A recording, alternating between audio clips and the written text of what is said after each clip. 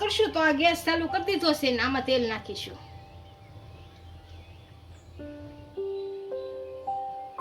તેલ ગરમ થવા દેશું. આપણું તેલ સારી રીતના ગરમ થઈ ગયું છે. આમાં 1 ચમચી રાઈ નાખીશું.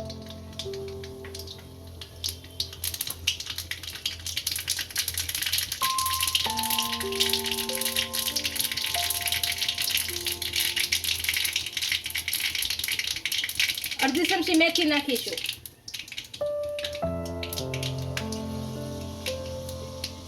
1 ચમચી જીરું નાખીશું.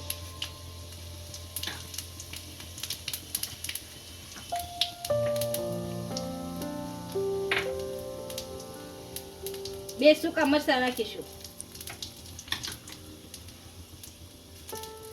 અડધી ચમચી હિંગ નાખીશું. અને હલાઈ નાખીશું.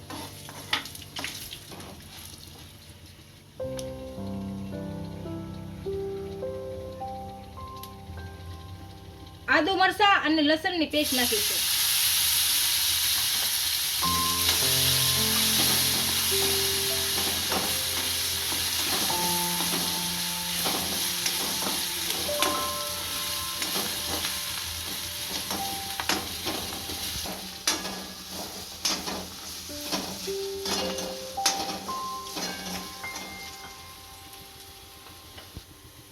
આ મરચાં અને લસણ સડી ગયું છે. હવે ડુંગળીની ગ્રેવી નાખીશું અને ચડવી લઈશું આપણે.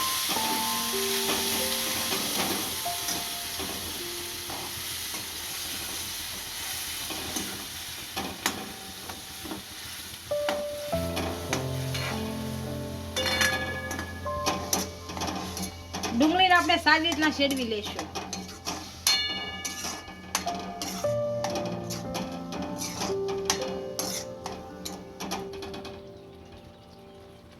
આપણી ડુંગળી સારી રીતના સડી ગઈ છે. આમાં હવે ટમેટા સોસ નાખીશું. હવે આપણે આની અંદર અડધી ચમચી હળદર નાખીશું.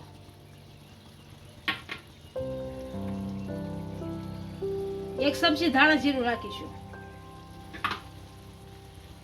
1 ચમચી લાલ મરચું નાખીશું. સ્વાદ અનુસાર મીઠું નાખીશું.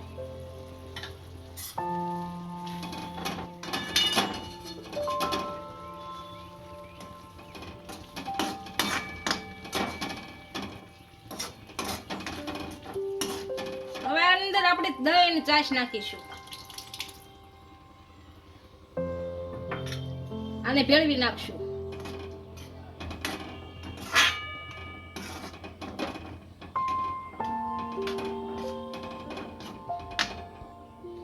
થોડો ગોળ નાખીશું.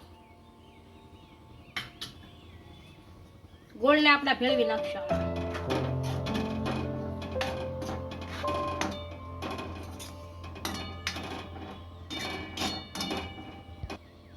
હવે આની અંદર આપણે ગાંઠિયાનો ભૂકો નાખશું એટલે ગ્રેવી જાડી થાય થોડી. આને મિક્સ હારો કરી લઈશું. હવે ઉકળવા દઈશું એટલે ગ્રેવી જાડી થઈ જાય. આપણું શાક સારી રીતના ઉકળી ગયું છે. હવે આમાં ગાંઠિયા નાખીશું. આ ગાંઠિયાની હાટે તમે જાડા ગાંઠિયા લો તો પણ ચાલે.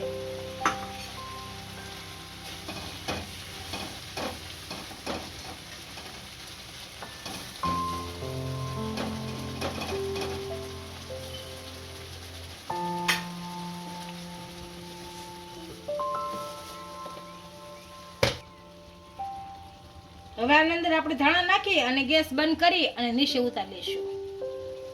આપણું દહીં ગાંઠિયાનું શાક તૈયાર થઈ ગયું છે. એને આપણે સર્વ કરીશું.